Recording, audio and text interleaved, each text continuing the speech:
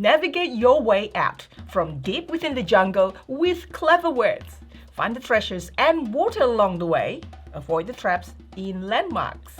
And today we'll be teaching you how to play Landmarks, game designed by Rodrigo Rego and Danilo Valente and published by Floodgate Games. And hello everyone, it's Stella. And Tarrant here from Meeple University. Alright, let's get to the classroom. In Landmarks, players are lost on a dangerous island and will try to remember the landmarks they've seen around the island to navigate their way to safety. One player will have the island's map and will try to give word association clues to lead the others to safety. It's up to the guessers to figure out where these clues best fit and whether they'll be led to safety or danger. The game comes in two modes: a fully cooperative mode, in which one clue giver tries to lead the rest of the team to treasures and a safe exit, and a two-team competitive mode in which separate clue givers try to lead their teams to be the first to score 4 treasures. We'll take you through the cooperative mode of play first. To set up, lay out the map and the board. The clue giver chooses a map card, green for the beginner mode or yellow for the normal mode. Place the card in the standee base and sit opposite the rest of the team. Only the clue giver may look at the card. On the bottom of the map are 3 words. Write each word into a dry erase hex and arrange them on the main board in the configuration shown on the map card. Place 7 dry erase hexes on this space of the sideboard and keep all of the rest nearby for later use. You're now ready to play. Cooperative Landmarks is played over a series of rounds. In each round, the clue giver takes 1 empty hex from the sideboard, writes a 1-word clue on it, and hands it to the team. The team must now place that hex somewhere on the island adjacent to a previously placed tile. Then, depending upon what the map card says about the newly placed hex, a positive or negative effect may occur. Only the clue giver can see the map, and so the clue giver will be trying to give clues to most optimally move and guide the team around the island. The aim is to give word association clues. Suppose I wanted to guide the team to place a hex here on this water between the B and E. I would want to try to think of a single word clue which could be associated with both belt and economy. I might, for example, choose the clue leather, hoping the team would think that belts are made out of leather and leather is made industrially, forming part of the economy. But it's a risky clue. Perhaps the link between leather and economy is a bit too thin. A better clue might be tanneries. This word means a lot of factories, so now I'm definitely getting people thinking economy. I'm just hoping my team knows that tanneries make leather and belts are made out of leather. It's with word association like this that, as the clue giver, I hope to guide players to exactly where I'm sending them. Some other rules about clues.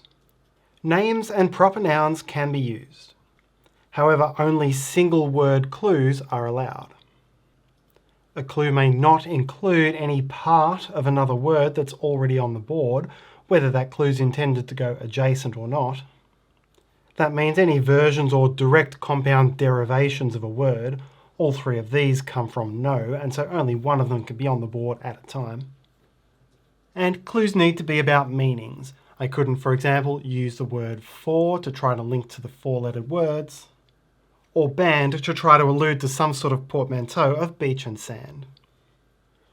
Once the team has placed a tile, the clue giver checks its position on the map card and advises what happens next. If the space is empty, nothing happens. If the space is treasure, mark off the next treasure on the score sheet. For a perfect game, you want to collect all the treasure and then exit.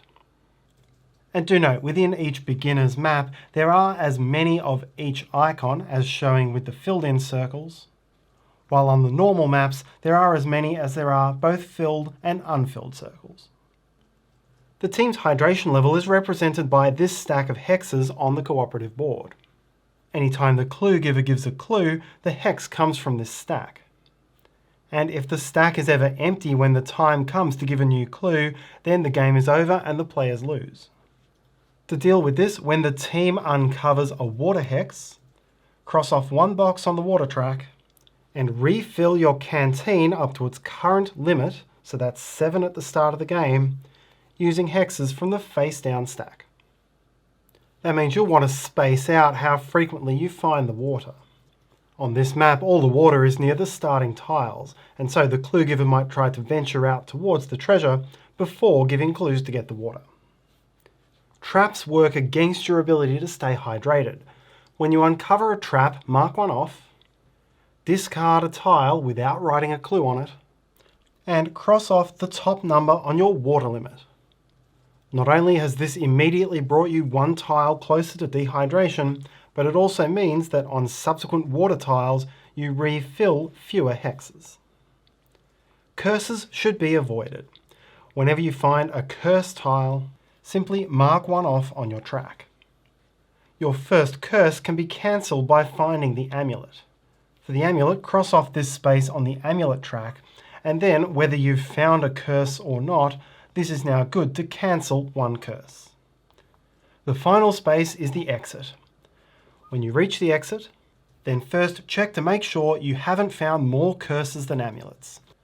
If you do not have more curses, then you leave safely. You win the game, although for a perfect victory, you also want to have found all treasures before you do this. If, on the other hand, you find the exit when you have more curses than amulets, or if it's ever time to give the next clue and there are no hexes left on the board, then the team loses. The competitive mode of landmarks plays between two teams, each with its own clue giver. Use a card from the red competitive map deck and set it up in the same way as usual. Choose one of the two teams at random to go first, and then the other team starts with one free amulet. The two teams will alternate turns, and as for the cooperative game, a turn will involve the clue giver giving a one-word clue, and that team placing it on the board. As for the cooperative game, when a team finds either a curse or an amulet, mark that corresponding item on their side of the board. The aim of the game is to find treasure, and there are 2 of the yellow-coloured neutral treasures on the map. When your team finds one of these treasures, mark it off on your side of the board. There are also 4 of Team 1's treasures on the board and 4 of Team 2's treasures on the board. When one of these treasures is found, mark it off on the side of the team which owns the treasure, even if it was found by the opponent. There are 3 ways the game can end. If your team scores its 4th treasure and is not cursed, that is, it does not have more curses than amulets at the time of the 4th treasure, then the team wins. If a team scores its 4th treasure, but is cursed at the time of that finding, then the game ends and that team loses.